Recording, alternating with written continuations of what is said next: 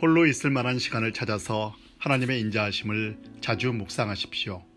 쓸데없이 이상한 글들을 뒤적이지 말고 머리를 써야 하는 글보다 양심을 자극하는 글을 읽으십시오. 쓸데없는 잡담, 게으른 발걸음, 새로운 소식들과 소문을 멀리하면 선한 것을 묵상하는 데 필요한 시간을 충분히 얻을 수 있을 것입니다.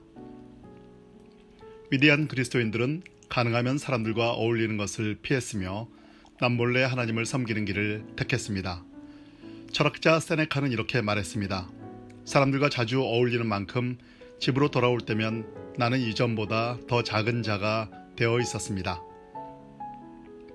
오래도록 함께 이야기를 나누어 보면 이 말이 진실인 것을 알게 됩니다. 필요 이상의 말을 삼가려고 노력하기보다 아예 말을 하지 않는 편이 더 쉽습니다.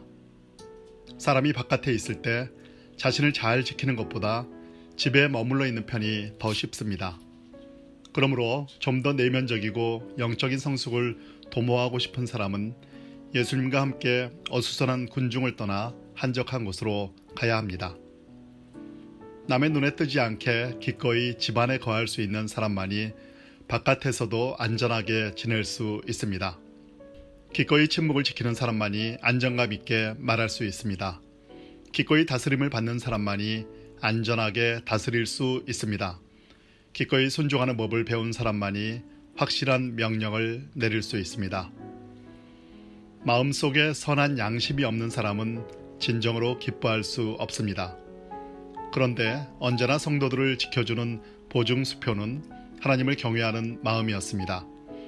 그들의 아량과 큰 미덕이 겉으로 밝게 빛났음에도 불구하고 그들의 열망은 결코 줄어들지 않았고 겸손한 마음이 손상되지도 않았습니다. 반면 악인의 보증수표는 자만과 교만이며 결국 자만과 교만이 파멸에 이르게 합니다. 그대가 비록 좋은 신앙인이나 경건한 은둔자로 보인다 할지라도 결코 이 땅의 삶의 전 과정에서 안전할 것이라고 확신하지 마십시오. 사람들에게 존경받고 인정받는 자들이 자만심 때문에 오히려 큰 위험에 빠지는 경우가 종종 있습니다. 그러므로 많은 사람의 경우 유혹을 전혀 받지 않는 것보다 그 반대의 상황에 처하는 것이 더 유익합니다. 가끔 유혹의 공격을 받아 지나치게 안심하거나 교만해지지 않는 것이 좋습니다. 그렇지 않으면 스스럼 없이 세상 즐거움에 빠지고 말 것입니다. 일시적인 기쁨을 좇지 않고 세상 것들에 얽매이지 않으려면 얼마나 선한 양심을 가져야 하는지요. 모든 헛된 염려를 버리고 영혼에 유익한 것만 묵상하며 오로지 하나님만 신뢰하려면 얼마나 큰 평안과 고요한 마음을 품어야 하는지요. 거룩한 양심에 비추어 부지런히 자기를 반성하지 않는 사람은 하늘의 위로를 받을 자격이 없습니다. 진정으로 회개하고 싶다면 골방으로 들어가 세상의 소음으로부터 벗어나십시오. 성경에 기록된 대로 잠자리에 누워 마음 깊이 반성하면서 눈물을 흘리십시오. 방 안에 있으면 밖에서는 종종 잃어버리는 것들을 찾을 수 있을 것입니다. 세상에서 벗어난 방을 자주 드나들수록 더 행복해질 것입니다. 반면에 자주 드나들지 않게 되면 그 방을 멀리하게 될 것입니다. 회심한 초기에 방 안에 머무는 것을 만족스럽게 여기고 있다면 그 습관을 잘 지키십시오. 그 방이 나중에는 귀한 친구가 되고 즐거운 안식처가 될 것입니다. 신앙적인 사람은 침묵과 고요함 속에서 성장하고 성경에 숨어있는 진리를 배웁니다. 거기에서 눈물의 강을 발견하고 밤마다 그 속에서 자기를 깨끗하게 씻을 것입니다. 그리고 세상의 모든 소란으로부터 떨어진 삶을 영위함으로써 창조주와 더욱 친밀하게 될 것입니다. 그러므로 지인들로부터 멀어지는 사람에게는 하나님이 천사들과 함께 가까이 다가갈 것입니다. 사람이 비록 세상에서 기적을 행할 수 있다고 해도 자신의 영혼을 소홀히 하기보다는 조용히 살면서 자신을 돌보는 편이 더 낫습니다. 신앙인이 밖으로 잘 나가지 않고 남의 눈에 들기를 꺼리는 태도는 참으로 칭찬할 만합니다. 그대는 왜 불법으로 금지된 것을 그토록 보고 싶어 합니까? 이 세상은 지나가고 정욕도 사라질 것입니다. 관능적 욕망은 우리를 밖으로 나돌아다니게 합니다. 그 시간이 지나면 그저 무거운 양심과 산만해진 마음을 갖고 집으로 돌아올 뿐입니다. 즐겁게 밖으로 나가서는 슬픔을 안고 돌아오게 되고 흥겨운 저녁은 종종 서글픈 아침으로 이어집니다. 그런즉 육체적 쾌락은 기분 좋게 시작되지만 마지막에는 쓰라린 고통을 주고 결국 죽음에 이르게 합니다. 여기에서는 볼 수 없고 다른 곳에서만 볼 수 있는 것이 무엇입니까? 하늘과 땅과 모든 것을 바라보십시오. 그로부터 만물이 창조되었습니다. 해 아래 오래도록 계속될 것을 어디에서 볼 수 있습니까?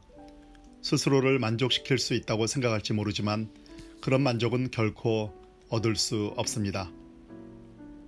그대의 눈앞에 펼쳐지는 모든 것을 볼 수 있다고 해도 그것은 한낱 헛된 광경에 불과하지 않습니까? 눈을 들어서 가장 높은 곳에 계시는 하나님을 바라보고 죄와 과실을 용서해달라고 기도하십시오. 헛된 것들은 허영심 많은 사람들에게 맡기고 하나님이 그대에게 명하신 것에 몰두하십시오. 방문을 닫아버리고 그대가 사랑하는 예수님을 부르십시오. 자신의 골방에서 그분과 함께 지내십시오. 다른 어느 곳에서도 그만큼 큰 평안을 찾을 수 없기 때문입니다. 밖으로 나가지 않고 쓸데없는 소문도 듣지 않는다면 마음의 평안을 더 잘 유지할 수 있을 것입니다. 그러나 때때로 세상 소식을 듣는 것을 즐거워하면 그로 인해 마음이 불안해질 것입니다. 고요한 가운데 항상 주님의 빛에 비추어 스스로를 반성하십시오. 분주한 가운데에서는 자신을 바로 직시할 수 없습니다. 끊임없이 스스로를 반성할 수 없다면 적어도 하루에 한 번, 즉 아침이나 밤에 경건 시간을 가지십시오. 아침에는 매일 결심을 새롭게 하십시오. 밤에는 그날 행한 일, 곧 하루 동안 어떻게 말하고 행동하고 생각했는지 스스로 반성하십시오. 우리는 말과 행동과 생각으로 하나님과 이웃에게 종종 잘못을 범하기 때문입니다. 악한 마귀는 끊임없이 우리를 바쁘게 하고 넘어뜨리려 합니다.